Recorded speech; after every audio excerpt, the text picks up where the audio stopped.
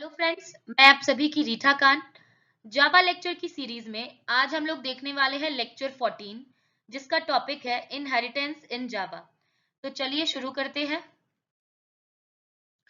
Guys, inheritance का concept जावा में जब आप पढ़ना शुरू करोगे या समझने की आपको चाह है, तो उससे पहले आप इस चीज को जानिए कि जो भी हम लोग प्रोग्रामिंग करते हैं, चाहे वो जावा प्रोग्राम हो या सी प्लस प्लस हो, तो कोई भी प्रोग्रामिंग लैंग्वेज हो या उसको आप अगर ऑब्जेक्ट ओरिएंटेड तरीके से करना चाहोगे, तो ऊप्स एक गाइडेंस प्रोवाइड करता है कि कोई भी प्रोग्रामिंग अगर आप ऑब्जेक्ट ओरिएंटेड तरीके से करते हो तो आपको इनहेरिटेंस को फॉलो करना पड़ेगा।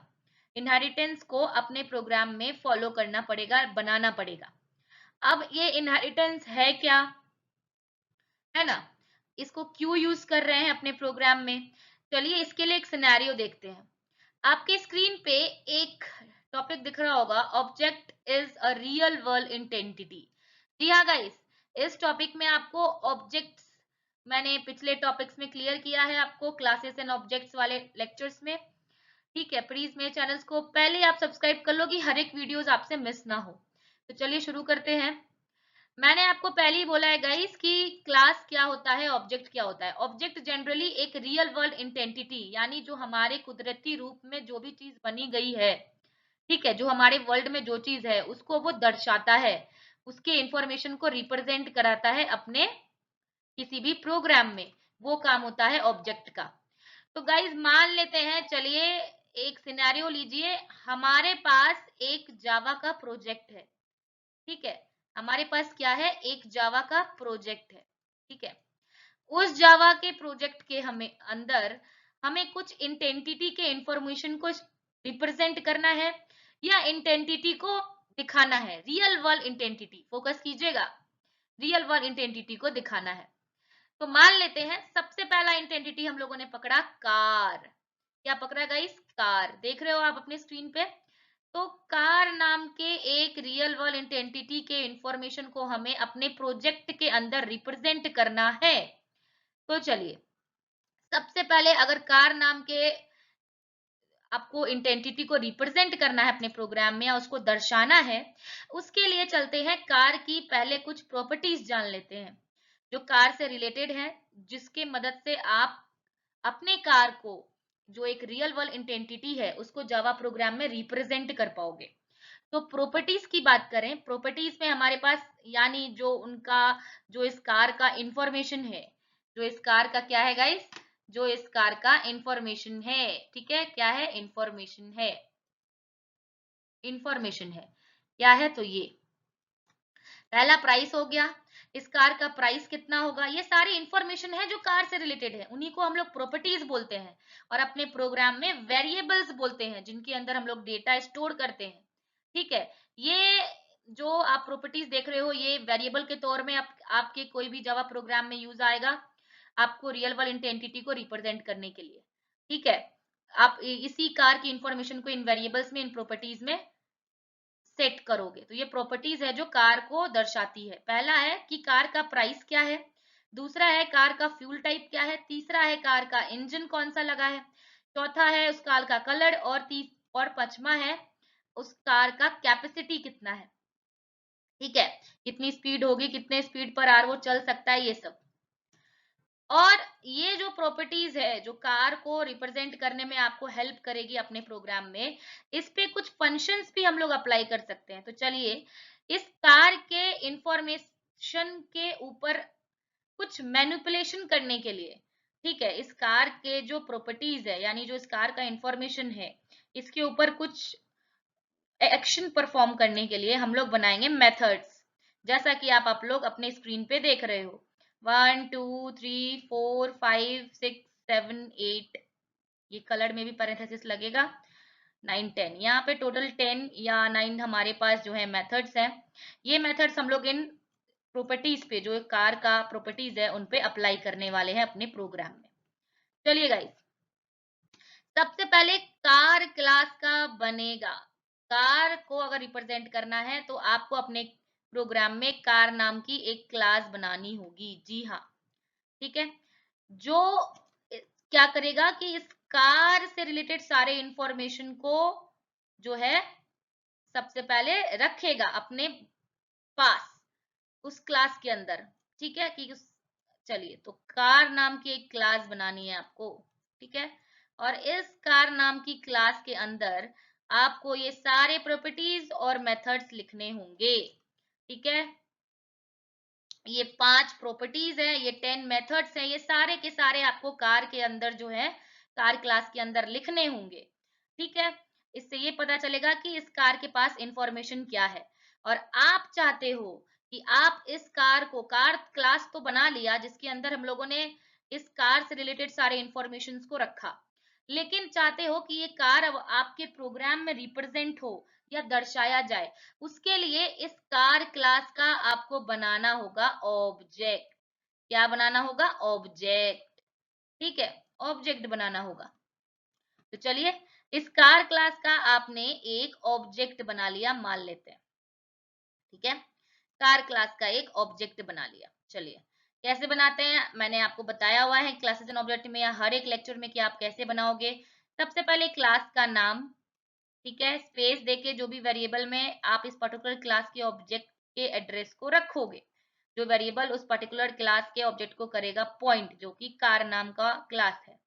न्यू न्यू कीवर्ड के साथ आप लिखोगे कार क्लास का नाम और लिखोगे पैरेंथेसिस और सेमीकोलन। ये आपका ऑब्जेक्ट क्रिएट हो गया और जो कि आप देख रहे हो अपने स्क्रीन पे। ठीक है, अब आते हैं गाइस, मैंने आपको बताया कि सबसे पहले कार क्लास का आप ऑब्जेक्ट कार क्लास बनाओगे जिसमें आप कार से रिलेटेड सारे इंफॉर्मेशंस को रखोगे। ये इंफॉर्मेशंस में क्या क्या हो गया? कार की प्रॉपर्टीज, यानी कार का क्या क्या इंफॉर्मेशन हो सकता है, कार का प्राइस क्या है, कार का फ्यूल टाइप, इंजन, कलर और कार की कैपेसिटी। तो ये कुछ प्रॉपर्टीज है जो मैंने कार का क्लास बना के उसके अंदर रख दिया। अब आप चाहते हो उस कार क्लास को, यानी ये जो कार एक रियल वर्ल्ड एंटिटी है, इसको अपने प्रोग्राम में अगर रिप्रेजेंट करना चाहते हो तो आपको बनाना होगा इस क्लास का ऑब्जेक्ट। जी हाँ, आपको बनाना होगा इस कार क्लास का ऑब्जेक्ट, जैसा कि आप अपने स्क्रीन पे देख रहे हो, जो मैं मार्क कर रही हूँ। ठीक है, गौर कीजिएगा मेरे प्यारे दोस्तों, ये रहा आपका ऑब्जेक्ट। ठीक है, जो कार क्लास का है। इस ऑब्जेक्ट के अंदर आपने क्लास बनाने टाइम इस कार क्लास को जब बनाया था तो इसके अंदर जितनी इंफॉर्मेशन रखी थी या प्रॉपर्टीज बनाई थी, ठीक है, जिनको आप वेरिएबल के तौर पे यूज करोगे अपने प्रोग्राम में, तो जितने भी वेरिएबल्स आपने अपनी क्लास के अंदर बनाए हैं जो कैरी करता है इस क्लास का इंफॉर्मेशन, वो सारे वेरिएबल्स को मेमोरी जब आप इस कार क्लास का ऑब्जेक्ट बनाओगे उस ऑब्जेक्ट के अंदर मिलेगी, जैसा कि आप अपने स्क्रीन पे अभी देख रहे हो। ठीक है गाइस, देख लिया आपने, एक कार ऑब्जेक्ट क्रिएट हुआ कार क्लास का और उसके अंदर वो सारे वेरिएबल्स हैं। ये रहा प्राइस, ठीक है, ये रहा प्राइस, ये रहा फ्यूल टाइप, ये रहा इंजन, ये रहा कैपेसिटी, ये रहा कलर। सारे वेरिएबल्स को मेमोरी मिल गई जैसे ही आपने इस कार क्लास का बनाया ऑब्जेक्ट। अब जब आप इनमें वैल्यू को सक्सेसफुली इनिशियलाइज कर दोगे, इस प्राइस में वैल्यू को सेट कर दोगे, फ्यूल में सेट कर दोगे, इंजन में सेट कर दोगे, कलर में सेट कर दोगे, कैपेसिटी में सेट कर दोगे, सक्सेसफुली जब आप कार के अंदर मौजूद हर एक वेरिएबल को इनिशियलाइज कर दोगे, हर एक वेरिएबल में वैल्यू को सेट कर दोगे, तो आपका ऑब्जेक्ट अब रेडी है एक आपके कार नाम के रियल वर्ल्ड इंटेंटिटी को आपके जावा प्रोग्राम में रिप्रेजेंट करने के लिए। अब ये कार नाम का जो आप इंटेंटिटी चाहते हो अपने प्रोग्राम में रिप्रेजेंट करना, अब ये ऑब्जेक्ट इसको रेडी है इसको दर्शाने के लिए आपके प्रोग्राम में। ठीक है, चलिए, ये तो हुई एक इंटेंटिटी से रिलेटेड बात। अगर मुझे, ठीक है, थोड़ा एक और इंटेंटिटी का अपने प्रोजेक्ट में यूज करते हैं। पहला इंटेंटिटी हम लोगों ने कार लिया, ठीक है, और उसका ऑब्जेक्ट बना के हम लोगों ने इसको रिप्रेजेंट किया अपने प्रोग्राम में। दूसरा इंटेंटिटी हम लोग लेते हैं जो इस कार का थोड़ा एक स्पेसिफिक जो है केस है, स्पेसिफिक स्पेसिफाई किया हुआ है उस चीज को। स्पोर्ट कार, क्या लेते हैं गाइस? Sports car. हालांकि ये भी एक कार ही है, इसमें भी वही प्रॉपर्टीज होंगी जो एक कार में होगा। जैसे कि कार में हम लोगों ने लिया था प्राइस, फ्यूल टाइप, इंजन, ये सब सारी इंफॉर्मेशन इस स्पोर्ट कार की भी होगी। लेकिन ये कुछ स्पेसिफिक केस है इस कार का, स्पोर्ट्स कार, तो भैया कुछ एडिशनल प्रॉपर्टीज जो होंगी वो एडअप हो सकती है इस स्पोर्ट्स कार नाम के रियल वर्ल्ड इंटेंटिटी में, जो आप अपने प्रोग्राम में रिप्रेजेंट करोगे। तो ये तो दूसरी इंटेंटिटी होगी आपके प्रोजेक्ट में। चलिए देखिए गाइस, अपने स्क्रीन पे फोकस कीजिएगा। वो देखिए, वो पांचों प्रॉपर्टीज वही है जो कार की थी, क्योंकि स्पोर्ट्स कार भी एक कार ही है और ये कार का एक स्पेसिफिक केस है, एक थोड़ा जनरलाइज वे में है ये। ठीक है, अब देखिए, और स्पोर्ट्स कार है तो कुछ और एडिशनल फीचर्स या प्रॉपर्टीज इंफॉर्मेशन ये कैरी कर सकता है जो स्पोर्ट्स कार से कुछ अलग हो, इसको अलग बनाता हो। तो वो तीन प्रॉपर्टीज आपको ब्लू, ठीक है, ब्लू कलर से आपको देखो मैंने लिखा हुआ है, अलार्म, नेविगेटर और सेफ गार्ड, आप देख रहे होगे अपने स्क्रीन पे। और कुछ फंक्शंस भी और ऐड हुए हैं जो आप इस प्रॉपर्टीज पे करोगे अप्लाई। ठीक है, तो स्पोर्ट्स कार में कुछ प्रॉपर्टीज और ऐड हुई और इन प्रॉपर्टीज के लिए कुछ और फंक्शंस को ऐड किया गया इनके ऊपर एक्शन परफॉर्म करने के लिए। ठीक है, चलिए अब मुझे एक बात बताइए, आप एक प्रोजेक्ट बना रहे हो, मैंने इस प्रोजेक्ट में दो इंटेंटिटी लिया। एक लिया मैंने कार, जो एक सिंपल कार था जिसमें 5 प्रॉपर्टीज थी उस कार कार की, और उसको उस कार क्लास को, ठीक है, उस रियल वर्ल्ड इंटेंटिटी को सबसे पहले मैंने कार को एक क्लास बनाया, उसमें उनकी सारी इंफॉर्मेशन रखी और उस कार क्लास का ऑब्जेक्ट बना के उसके अपने प्रोग्राम में रिप्रेजेंट किया। उस कार क्लास के ऑब्जेक्ट में ये 5 ही इंटेंटिटी है। अब थोड़ा स्पेसिफिक केस ले लेते हैं इस कार का, जो था स्पोर्ट्स कार जो अपने स्क्रीन पे अभी आप देख रहे हो, स्पोर्ट्स कार। इसमें कुछ और प्रॉपर्टीज को मान लेते हैं एडअप किया होगा जो इसको कार से कुछ अलग बनाता है। इसके ऊपर भी फंक्शंस कुछ अप्लाई किए गए होंगे। तो चलिए ये फंक्शंस को भी हम लोगों ने बना लिया। ठीक है, अब मुझे एक बात बताइए, अगर आपको बोला जाए कि मुझे कार और स्पोर्ट्स कार, ठीक है, दोनों इंटेंटिटी को अपने प्रोजेक्ट में रिप्रेजेंट करना है, तो आप कैसे करोगे? जैसे आपने कार क्लास का ऑब्जेक्ट बना के कार क्लास को रिप्रेजेंट किया, वैसे ही आपको स्पोर्ट्स कार का एक क्लास बनाना होगा और उसमें अब आ जाएंगी आपके पास 8 प्रॉपर्टीज, जैसा कि आप स्क्रीन पे देख रहे हो।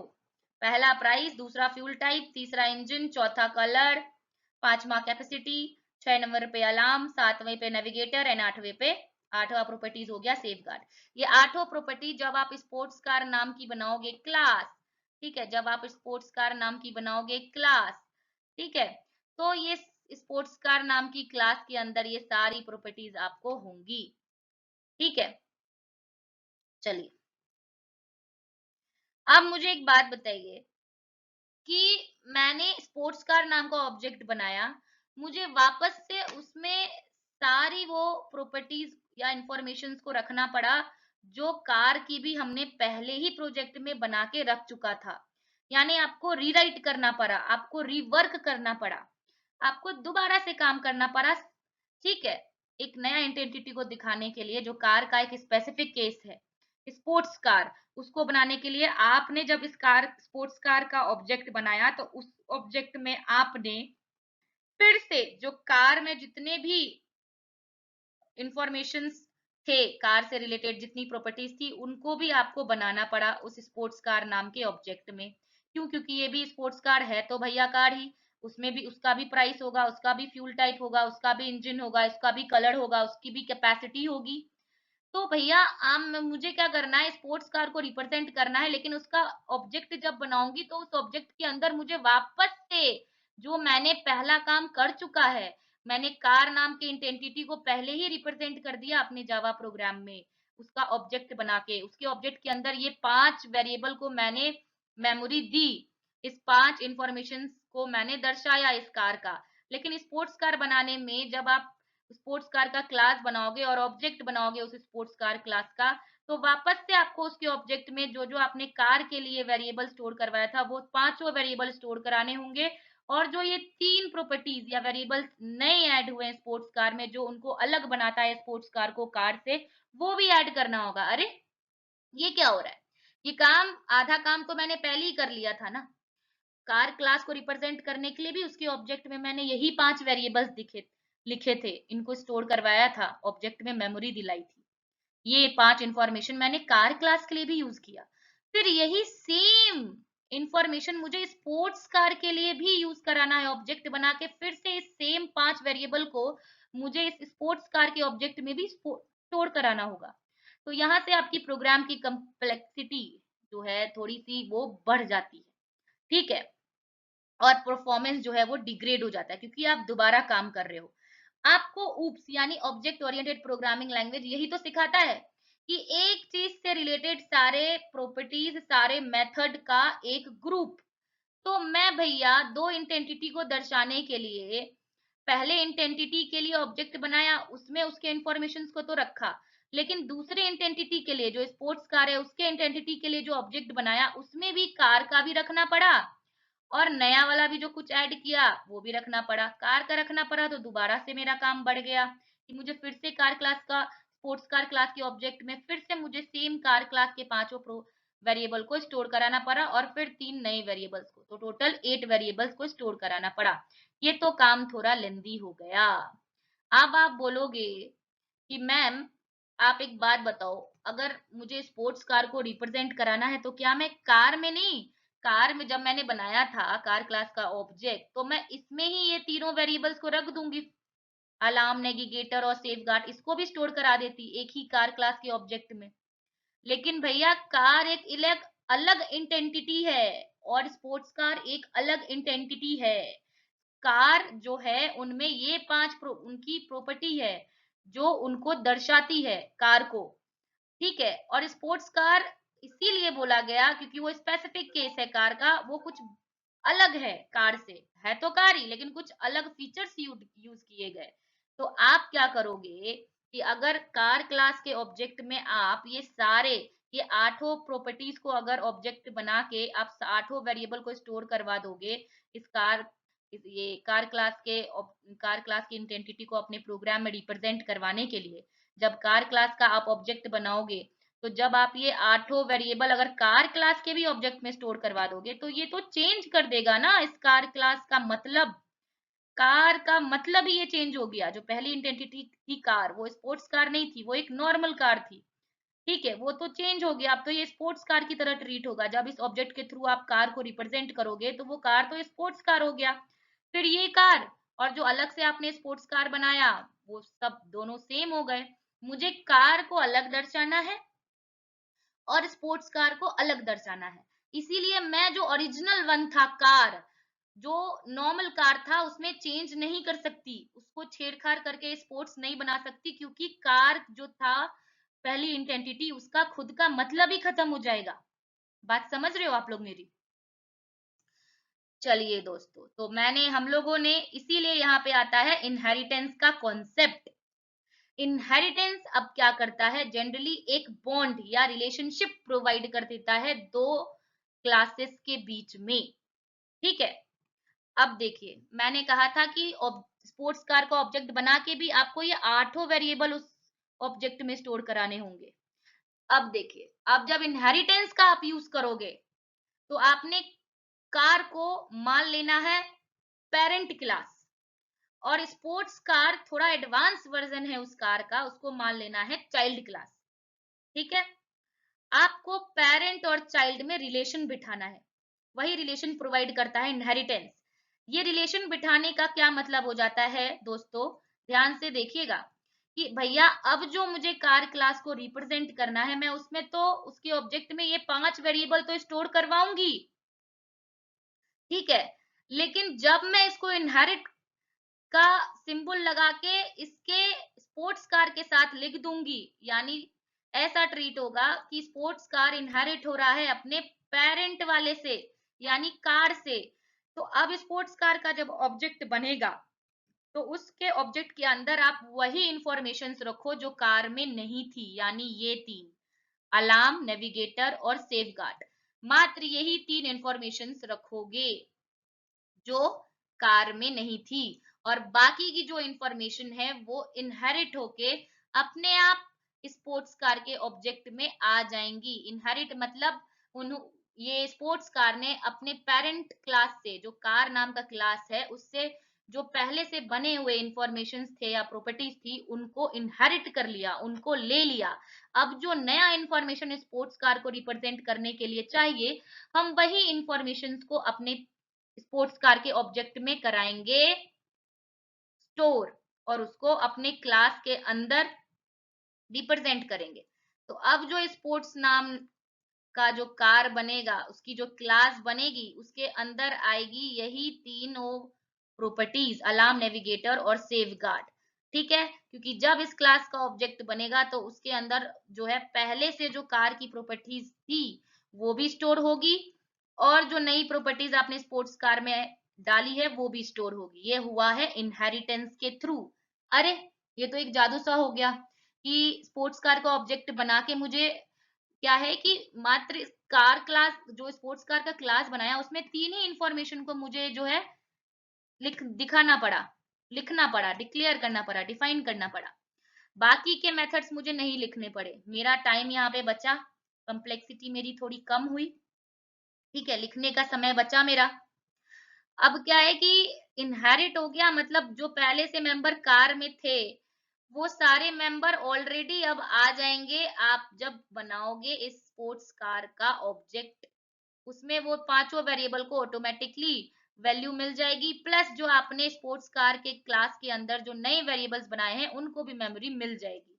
तो ये हुआ इनहेरिटेंस का सही मतलब। आशा है दोस्तों कि आपको मेरी बात समझ आई हो। चलिए कोडिंग के थ्रू थोड़ा इसको समझने की कोशिश करते हैं।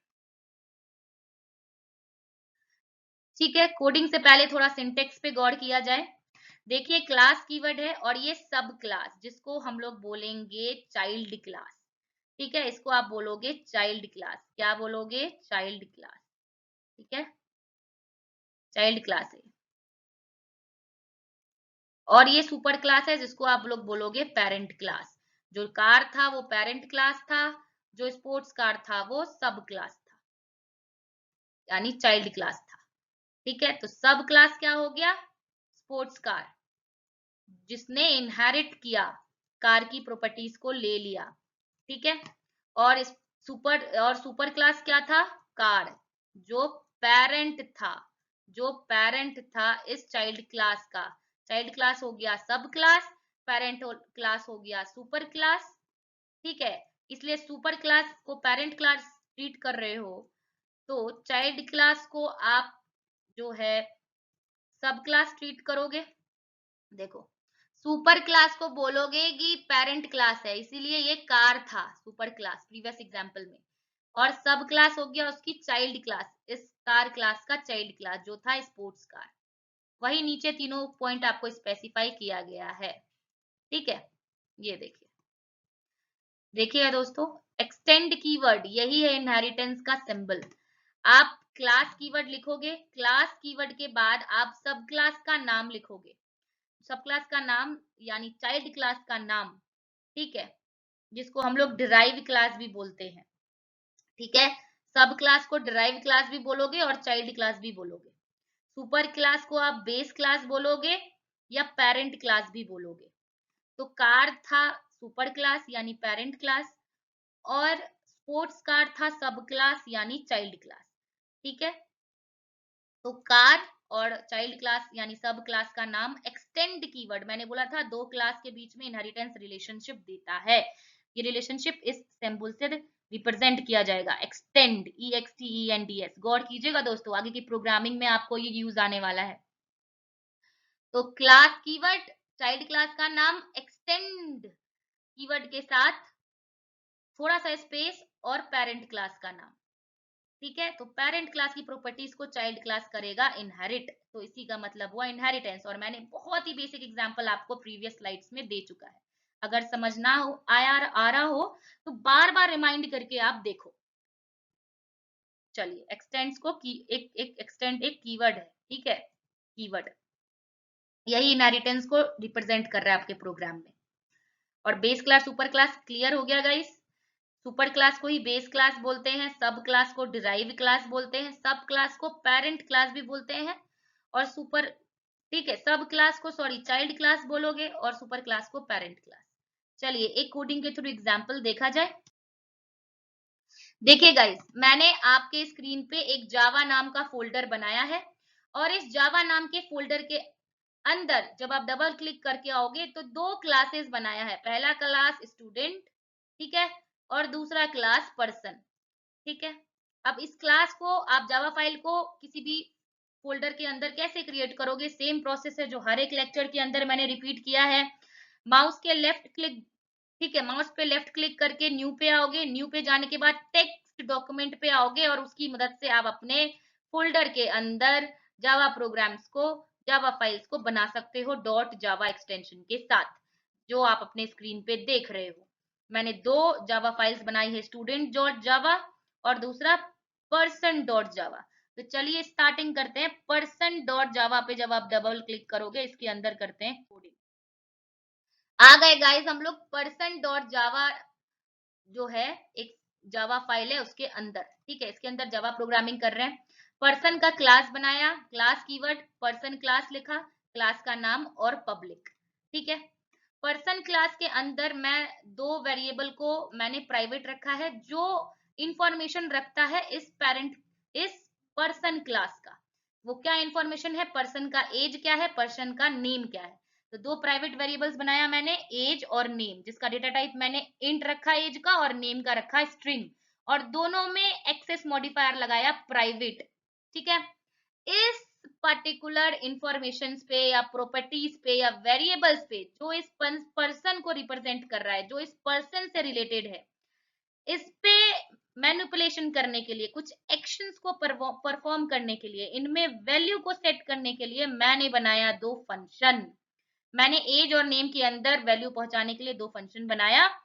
इसका पहला फंक्शन आप देख रहे हो पब्लिक रखा है मैंने, रिटर्न टाइप कुछ नहीं है, वॉइड सेट एज नाम का, जिसमें मैंने फॉर्मल आर्गुमेंट्स लिया है इंट ए, यानी इंट ए की मदद से मैंने इस एज में वैल्यू को पहुंचा दिया। वही काम मैंने इस सेट एज नाम के फंक्शन के बॉडी के अंदर किया, जैसा कि आप देख रहे हो, ठीक है। एज, असाइनमेंट ऑपरेटर और ए और सेमीकोलन, ये देखिए मैंने ए के थ्रू जो मैंने फॉर्मल आर्गुमेंट लिया था इस सेट एज नाम के फंक्शन में, ठीक है, उसके थ्रू मैंने एज में, इस एज नाम के वेरिएबल में मैंने वैल्यू पहुंचा दी जो पर्सन की इंफॉर्मेशन है।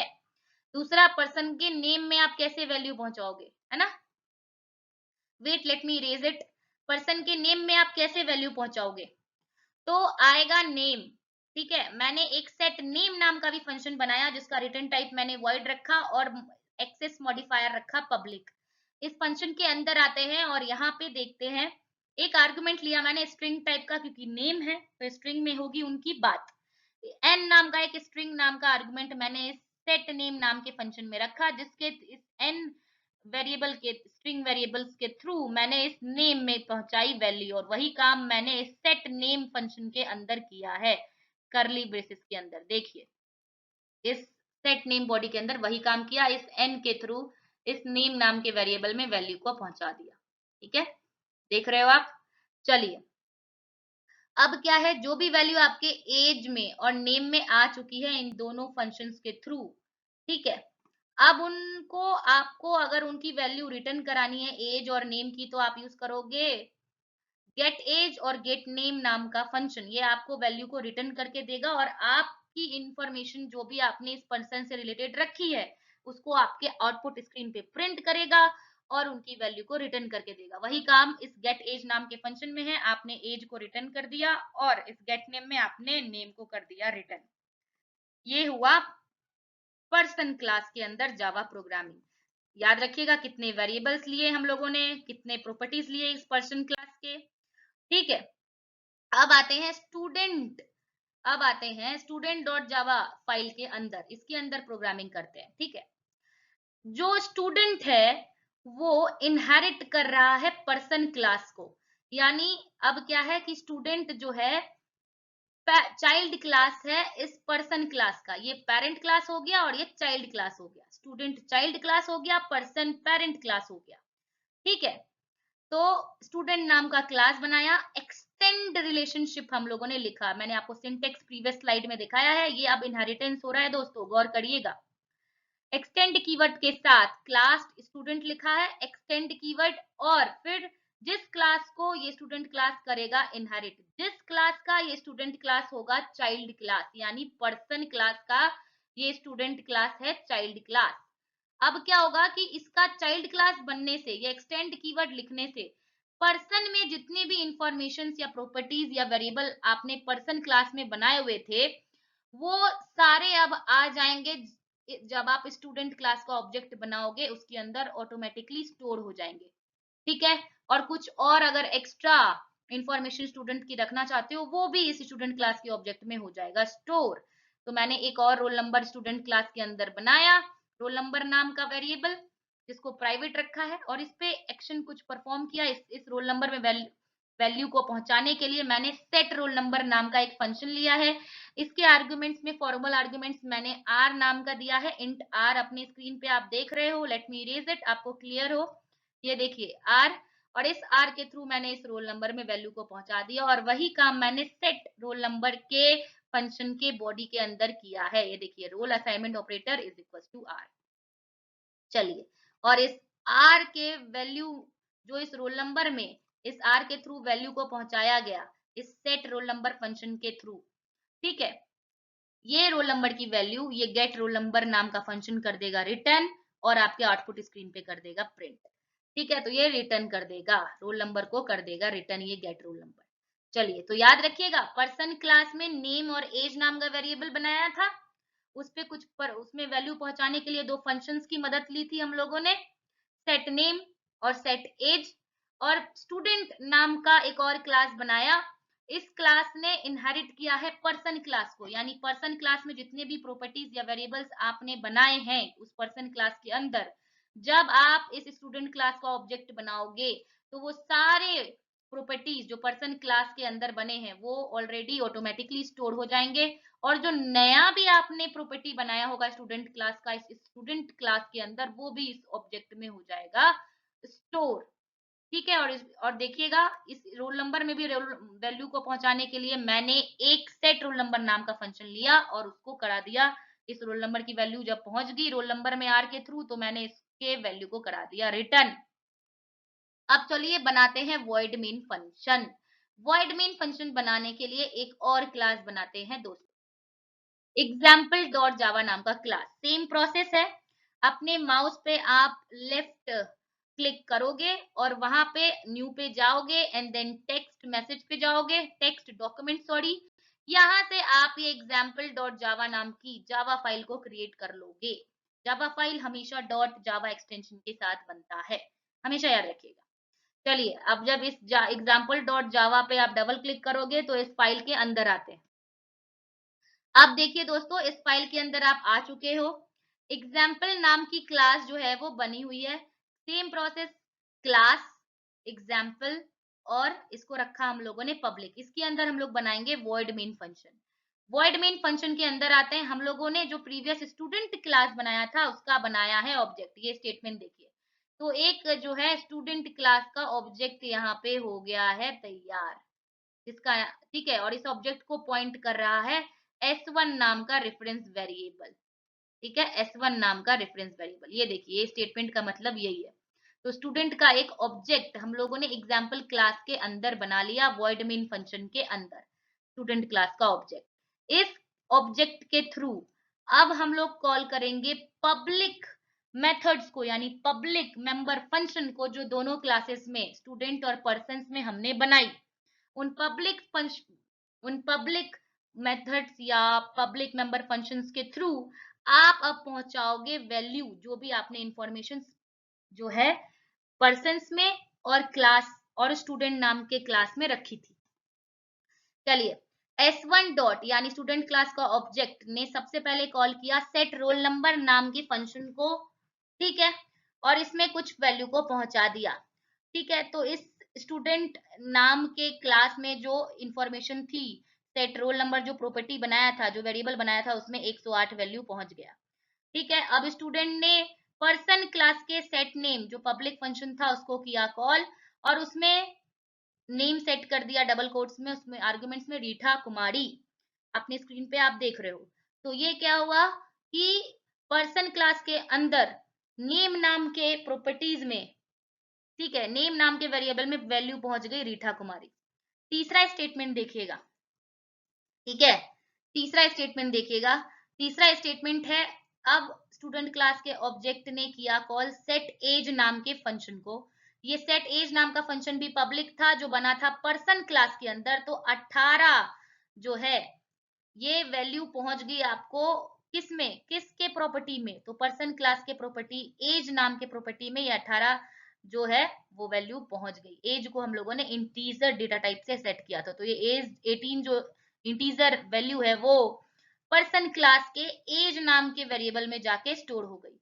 अब चलिए, अब टाइम आया कि जो जो वैल्यू, जो जो प्रॉपर्टीज में दोनों क्लासेस में स्टोर हुई है उनको प्रिंट करवाने का। सेम है यहाँ पे स्टेटमेंट, आप गौर करो, system dot out dot println के थ्रू आप प्रिंट करवाओगे। ठीक है, डबल कोट्स में मैंने प्रिंट करवाना है रोल नंबर, तो डबल कोट्स के अंदर रोल नंबर लिखा। ठीक है, इससे क्या होगा, डबल कोट्स के अंदर आपको पता होगा बेसिक चीजें हैं कि कुछ भी लिखोगे तो एज इट इज आपके आउटपुट स्क्रीन पे जाके प्रिंट हो जाता है। उसके बाद मैंने वैल्यू को किया कंकैटिनेट। अब इसके बाद से होगा काम, जो आपको वैल्यू प्रिंट करवाना है। मैंने लिखा s1 dot gate roll number. अब ये get roll number, get name, get age, ये गेट रोल नंबर आपको बना था स्टूडेंट क्लास के अंदर, जो रिटर्न कर रहा था रोल नंबर की वैल्यू। तो जो भी रोल नंबर की वैल्यू यहाँ से, जब ऑब्जेक्ट ने सेट रोल नंबर नाम के फंक्शन को कॉल किया जो स्टूडेंट क्लास का था, और उस रोल नंबर फंक्शंस के थ्रू इनडायरेक्टली जो रोल नंबर नाम के वेरिएबल में जो स्टूडेंट क्लास के अंदर बना है उसमें पहुंच गया 108। ये 108 आपके स्क्रीन पे आ जाएगा प्रिंट। दूसरा स्टेटमेंट देखिए, सेम नेम प्रिंट करवाना है। अब ऑब्जेक्ट ने, स्टूडेंट क्लास के ऑब्जेक्ट ने गेट नेम फंक्शन को कॉल किया, और इसके थ्रू क्या होगा कि जो भी वैल्यू, जब इसने इस स्टेटमेंट में सेट नेम नाम के फंक्शन को कॉल किया था स्टूडेंट क्लास के ऑब्जेक्ट ने, ये सेट नेम नाम का फंक्शन आपके पर्सन क्लास का फंक्शन था। ठीक है, जो इनडायरेक्टली आपके नेम में वैल्यू को पहुंचा रहा था। तो इस फंक्शन को कॉल किया गया स्टूडेंट क्लास के ऑब्जेक्ट के थ्रू s1। ये फंक्शन कॉल होगा, इसमें आर्गुमेंट पास कर दिया। तो अब इस फंक्शन के थ्रू पर्सन क्लास के प्रॉपर्टी नेम में चली गई वैल्यू रीठा कुमारी, और इस स्टेटमेंट के through s1 dot gate name जो एक पब्लिक मेंबर था जो रिटर्न कर रहा था नेम की वैल्यू, वो हो जाएगी आपको आउटपुट स्क्रीन पे प्रिंट रीठा कुमारी। तीसरा स्टेटमेंट है, सेम एज को प्रिंट कर दिया, सिमिलरली सेम प्रोसेस के साथ। S1 यानी स्टूडेंट क्लास के ऑब्जेक्ट ने गेट एज नाम के फंक्शन को किया कॉल। ये गेट एज नाम का फंक्शन बना था पर्सन क्लास के अंदर जो पब्लिक था, जो एज नाम की वैल्यू को कर रहा था रिटर्न। ठीक है, और ये एज में वैल्यू को कैसे पहुंचाया आप लोग देख ही रहे हो। ठीक है, लेट मी मार्क इट, थोड़ा और क्लियर हो जाए आपको। ये देखिए, स्टूडेंट क्लास के ऑब्जेक्ट ने सेट एज नाम के फंक्शन को कॉल किया जो पर्सन क्लास के अंदर बना हुआ था। ठीक है, इस पर्सन क्लास के थ्रू एज नाम का जो आपने वेरिएबल पर्सन क्लास में बनाया था जिसका डेटा टाइप आपने इंट रखा था, इस फंक्शन के थ्रू कॉल करने से उस एज नाम के वेरिएबल में चला जाएगा इनडायरेक्टली वैल्यू। ठीक है, तो सेट एज नाम के फंक्शन को कॉल किया और इस फंक्शन के आर्गुमेंट में 18 पास किया, और इसके थ्रू जो पर्सन क्लास के एज नाम का वेरिएबल था, जो पर्सन क्लास के अंदर एज नाम का वेरिएबल था, उस वेरिएबल में वैल्यू पहुंच गई, और आपके स्क्रीन पे रोल नंबर, नेम और एज आपके फाइनल आउटपुट स्क्रीन पे प्रिंट होता सक्सेसफुली आपको दिखेगा। तो ये हुआ भाई लोग इनहेरिटेंस का कॉन्सेप्ट।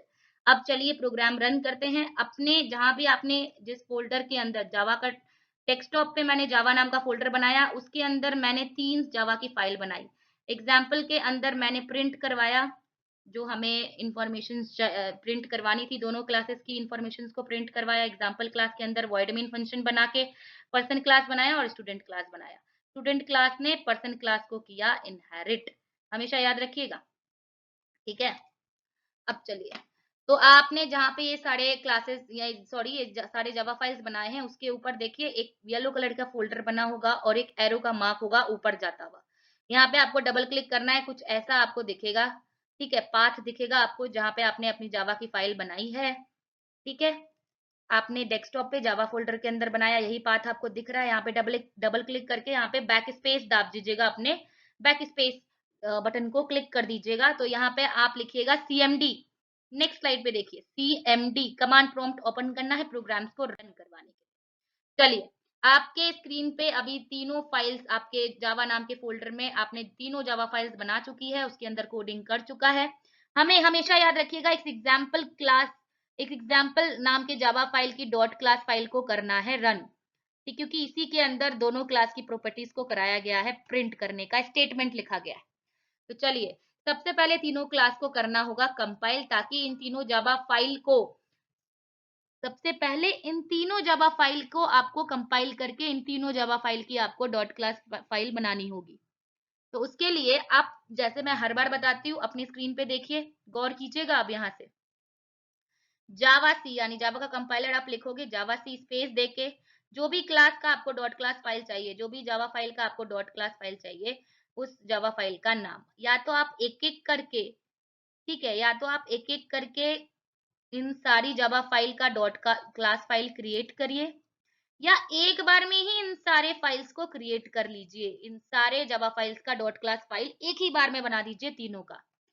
अगर आप एक एक करके करोगे तो ये प्रोसेस फॉलो कीजिए, ये कमांड लिखिए, एक एक क्लास जावा कंपाइलर लिखिए, उसके बाद स्पेस दीजिए जावा सी के बाद, और जो भी फाइल को आपको कंपाइल कराना है, उस जो भी फाइल की डॉट क्लास फाइल बनानी है, उस फाइल का नाम डॉट जावा एक्सटेंशन के साथ। तो एक एक करके आपको, जैसे स्टूडेंट डॉट जावा है तो सबसे पहले स्टूडेंट डॉट जावा का डॉट क्लास फाइल बनेगा। वैसे ही आप जैसे जैसे स्टेप करोगे, सेम स्टेप तो आपको एग्जाम्पल देन पर्सन का बनेगा, वन बाय वन रेंडमली। अगर आप एक साथ चाहते हो साइमल्टेनियसली तीनों जावा फाइल्स का बन जाए, तो उसके लिए अलग कमांड है। देखिए गाइस, अपने स्क्रीन पे उसके लिए कमांड है आपके पास जावा सी, ठीक है, यानी जावा का कंपाइलर स्पेस दोगे और एस्ट्रिक लिखोगे। एस्ट्रिक मतलब जितने भी आपके फोल्डर में जावा फाइल्स है ना, वो सारे जावा फाइल्स को अगर आप एक बार में उनकी डॉट क्लास फाइल बनाना चाहते हो, तो जावा के कंपाइलर के बाद यानी जावा सी कमांड लिखने के बाद स्पेस दाब के आप लिखोगे एस्ट्रिक। एस्ट्रिक वो सारे फाइल्स को रिप्रेजेंट कर रहा है, सारे जावा फाइल्स को ये एस्ट्रिक जो होता है वो रिप्रेजेंट करता है, और डॉट लगा के लिख दोगे जावा। आप देखिएगा गाइस, सक्सेसफुली आपका इन तीनों फाइल्स का डॉट क्लास फाइल जो है वो क्रिएट हो गया। ये देखिए, एग्जाम्पल क्लास का हो गया, एग्जाम्पल फाइल का डॉट एग्जाम्पल, सारे क्लास का जो है डॉट क्लास फाइल आपकी क्रिएट हो गई। स्टेटमेंट कमांड हमेशा याद रखिए, जावा सी स्पेस एस्ट्रिक डॉट जावा, अगर आप चाहते हो कि सारी जावा फाइल की डॉट क्लास फाइल एक बार में बनाना। अब आती है कि हमें कंपाइल किस फाइल को करना है, किस डॉट क्लास फाइल को, सॉरी, किस डॉट क्लास फाइल को रन करवाना है, एग्जाम्पल, क्योंकि इसी के अंदर वॉइड मेन फंक्शन बनाया और इसी के अंदर दोनों क्लास की प्रॉपर्टीज को किया है प्रिंट, वैल्यू को पहुंचा के। आ जाइए, उसका कमांड है एग्जाम्पल नाम की डॉट क्लास फाइल को रन कराने का, जावा लिखोगे जो एप्लीकेशन लॉन्चर है, स्पेस देके आप लिखोगे एग्जाम्पल विदाउट डॉट जावा एक्सटेंशन। ये देखिए, जावा स्पेस और एग्जाम्पल विदाउट डॉट जावा एक्सटेंशन, यानी क्लास का नाम, जिस क्लास को आपको रन कराना वो डॉट क्लास का नाम विदाउट डॉट एक्सटेंशन के साथ, तो सिंपल एग्जाम्पल। ठीक है, अगर ये हो गया, ठीक है, तो आपके स्क्रीन पे सक्सेसफुली प्रिंट होता दिखेगा। ये देखिए कमांड जावा स्पेस एग्जाम्पल, जिस जावा फाइल की डॉट क्लास फाइल को रन करवाना था। ये देखिए, roll number 108, name Ritha Kumari, age हो गया 18। चलिए, आपके स्क्रीन पे अब guys successfully name age roll number जो है वो प्रिंट होता दिखा है इनहेरिटेंस प्रोसेस के थ्रू। यहाँ पे हम लोगों ने 3 क्लासेस बनाया, पर्सन, स्टूडेंट और एग्जाम्पल। पर्सन नाम का क्लास बनाया, स्टूडेंट नाम का क्लास बनाया जो पर्सन को इनहेरिट कर रहा था, ठीक है, और एक एग्जाम्पल नाम का क्लास बनाया जो दोनों क्लास के प्रॉपर्टीज को कर रहा है वैल्यू पहुंचा के प्रिंट, वो कमांड है उसमें। चलिए गाइस, उम्मीद है आपको ये सिंटेक्स समझ में आया होगा और ये प्रोग्राम भी समझ में आया होगा। चलिए, कुछ याद करने वाली बात मैं आपको बता दूं, ठीक है। देखिए, लिखा है in Java programming language each class is allowed to have one direct super class and each superclass has the potential for an unlimited number of subclasses। पहले स्टेटमेंट का मतलब यही है गाइस कि जावा में मल्टीपल इनहेरिटेंस का कॉन्सेप्ट नहीं है। जो जो सी प्लस प्लस से वाकिफ होंगे उन्हें मल्टीपल इनहेरिटेंस का मतलब पता होगा। वो ऐसी क्लास होती है जिसकी मल्टीपल पेरेंट क्लास हो, कोई एक ऐसी चाइल्ड क्लास जिसके एक से ज्यादा पेरेंट क्लास हो उसको मल्टीपल इनहेरिटेंस बोलते हैं और वो जावा में नहीं है। वही चीज लिखा है जावा प्रोग्रामिंग लैंग्वेजेस में, हर एक क्लास जो है एक डायरेक्ट एक सिंगल सुपर क्लास को ही अलाउड करता है। ठीक है, एक सिंगल पेरेंट क्लास को ही अलाउड कर सकता है और उसके सब क्लासेस आप मल्टीपल बना सकते हो, लेकिन किसी सब क्लासेस का आप मल्टीपल पेरेंट क्लास नहीं बना सकते। ठीक है, चलिए दूसरा स्टेटमेंट है। दूसरा स्टेटमेंट गौर करिएगा मेरे दोस्तों। Private members of the super classes are not accessible by the class and can only be indirectly exceed. ठीक है, इनडायरेक्टली एक्सीड, मैं आपको इसका मतलब समझाती हूँ। ठीक है, इसका मतलब क्या है दोस्तों, गौर कीजिएगा। ये देखिए, मैंने स्टूडेंट क्लास बनाया। ठीक है, स्टूडेंट एग्जाम्पल नाम की क्लास के अंदर देखिए, उसमें सेकंड स्टेटमेंट प्रीवियस स्लाइड में यही है कि आप अगर आपके पेरेंट क्लास में किसी मेंबर को आपने प्राइवेट बनाया है, ठीक है, तो उस मेंबर्स को, अपने क्लास में बनाए गए प्राइवेट मेंबर्स को आप जो है डायरेक्टली एक्सेस नहीं कर सकते क्लास के बॉडी के बाहर। इसलिए आपने गौर किया होगा जब भी मैंने स्टूडेंट और पर्सन क्लास में जो प्राइवेट वेरिएबल बनाया था उन पे ऑपरेशन, उन पे वैल्यू पहुंचाने के लिए मैंने कुछ पब्लिक मेथड्स यानी मेंबर फंक्शन भी बनाया था। उन मेंबर फंक्शंस के थ्रू मैंने उन प्राइवेट वेरिएबल्स में वैल्यू पहुंचाई इनडायरेक्ट तरीके से। ये देखिए आपके स्क्रीन पे, इनडायरेक्ट तरीके से स्टूडेंट क्लास का ऑब्जेक्ट बना के, पब्लिक क्लासेस को कॉल करके, उनमें आर्गुमेंट पास करके इनडायरेक्टली तरीके से प्राइवेट वेरिएबल्स में किसी भी क्लासेस का आपने वैल्यू को पहुंचाया। वही है दूसरे स्टेटमेंट का मतलब।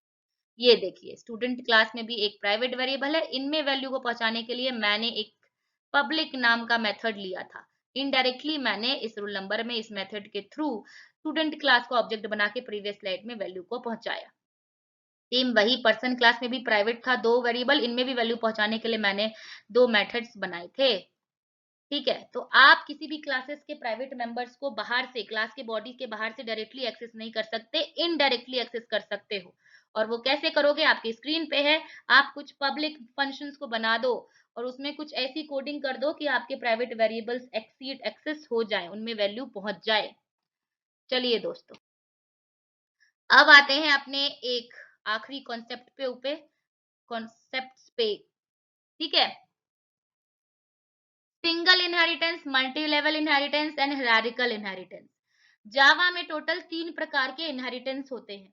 मल्टीपल इनहेरिटेंस नहीं होता, पहले ही बताया, हर एक सब क्लास का एक ही पेरेंट क्लास होगा।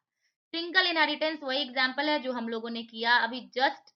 ठीक है, जो मैंने उससे पहले भी आपको कार, स्पोर्ट्स कार का एग्जांपल बताया, सिनेरियो बताया था स्टार्टिंग में, और उसके बाद जो मैंने आपको एग्जांपल स्टूडेंट और पर्सन क्लास में इनहेरिटेंस करके दिखाया।